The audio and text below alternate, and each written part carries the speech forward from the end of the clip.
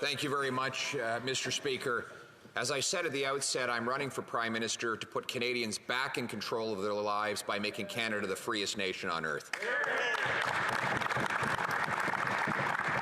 And that freedom includes bodily autonomy, the freedom to decide what people put in their own bodies. And that is why I was proud to introduce a private member's bill in the House of Commons that would put an end to COVID mandates in all of the federal sector. I want to thank the honourable member from Niagara West for having adopted my private member's bill so that we could move it forward even faster. Now, before the Prime Minister proceeds once again to maliciously divide and attack, let me remind him that the position put forward in this bill is now the position not only of common sense conservatives, but it is also the position of the majority of provincial governments, of the Liberal member for Louisbourg, of the Military Review Complaints Commission, the tribunal responsible for hearing grievances from members of the armed forces. And I will remind the Prime Minister that the position reflected in the bill is now his position. Now, you might question why I would say that. And the reason is that he had the temerity to go on television about 3 months ago and claim he had never forced anyone to get vaccinated, that he claims that it should be a matter of personal choice. He wanted us all to forget the way he divided and insulted and name-called millions of people right across this country, patriotic, law-abiding, decent people. So if he really believes he never forced mandates on anyone, surely he'll be happy to vote for this bill to ensure that those mandates don't apply anymore and will never be reimposed again. So let me be clear about what this bill does. We start with what it will do. This bill targets the unreasonable overreaches of the federal policy and unjustified abuses of federal government power. The bill targets these overreaches and abuses of power based on two different but important types of evidence. First, it follows the scientific evidence about COVID-19 vaccines, how they work, what they do. And second, it responds to the evidence from the experience of this government's decision to exploit a public health situation for partisan political gain. This was most clear in the Prime Minister's deliberate decision to go beyond guiding and protecting Canadians to punishing people who chose not to take the COVID-19 vaccine. Let us remember that the Prime Minister originally said that vaccines would be a matter of personal choice. Then he did a poll showing that it would be popular to target a small minority of people who chose not to be vaccinated. He flip-flopped and said he would then make it mandatory. 3 days later, he called an election and attempted to exploit that political moment in order to regain power. It's funny, when he announced that the vaccine mandates would be imposed on the federal sector, he did it with such political haste based on the advice of not public health experts, but of polling experts, that even his own Human Resources team at the Treasury Board had put out guidelines suggesting that it would be a matter of personal choice, not mandatory imposition. So while he was advocating for a mandate, his own bureaucracy had published rules against a mandate. That is because they were following the science. They were following the medical science. He was following political science. That's right. This was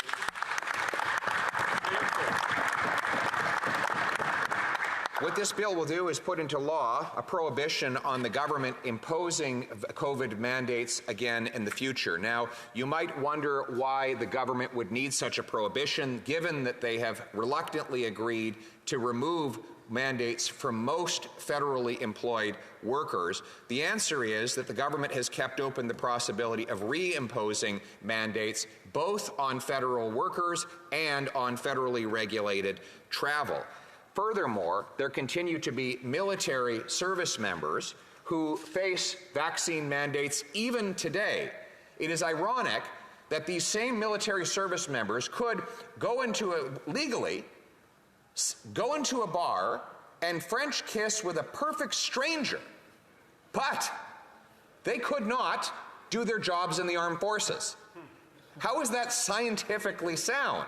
They could not, for example, go out into a field and practice with their fellow members in infantry, but they could do things that involve far greater and more intimate personal interaction in public places according to the law. How could that possibly be based on science? We know that it is not and never was, because we also now know that the Military Grievance Tribunal has ruled that the government's imposition of mandates on service members violated Section 7 charter rights of those members, and that violation was not justified under Section 1 of the Charter, which gives the government the ability to override rights in order to uphold reasonable public interest requirements. So the government's own grievance tribunal has found that the mandates violated the Charter when it comes to members of the armed forces, and yet still the mandates remain in place in open violation of the Charter rights, not according to the Leader of the Opposition, not according to the countless civil libertarians who've been advocating for an end to these mandates, but according to the government's own grievance tribunal, and according, now moving out of the military to the rest of the federal sector, to the PIPSCC, the CAPE, and PSAC, three public sector unions representing 300,000 federal public servants who have brought legal challenges against this government, saying its blanket policy was punitive, unreasonable, and an abuse of management authority. To quote the unions, there was no proper consultation nor a comprehensive process to correctly identifying the possible circumstances faced by our members. Appropriate solutions were not developed by the employer to deal with many individual situations, end quote. But the Prime Minister didn't listen to them.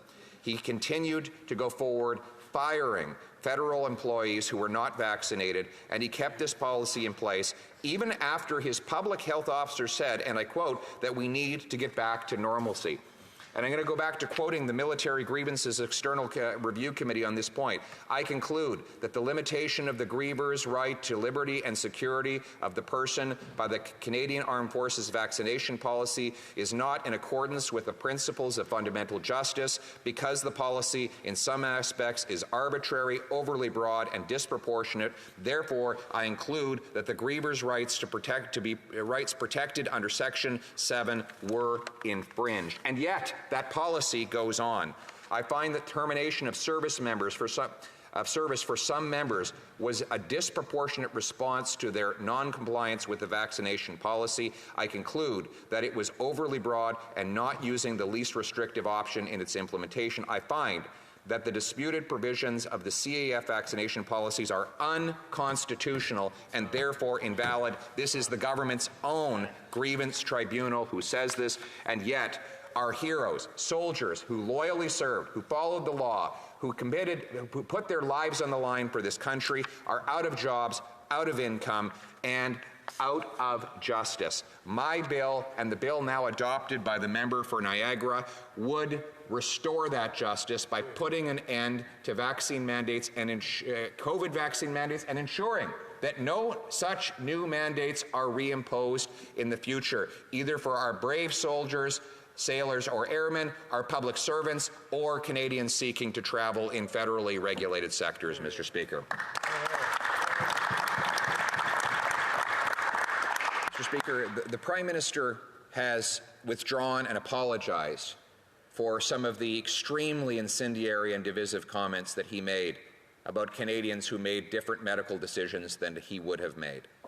And adopting this bill would be a recognition that this ugly chapter in our history of turning Canadian against Canadian and using a public health matter to pull apart our country and grab more power will be permanently behind us.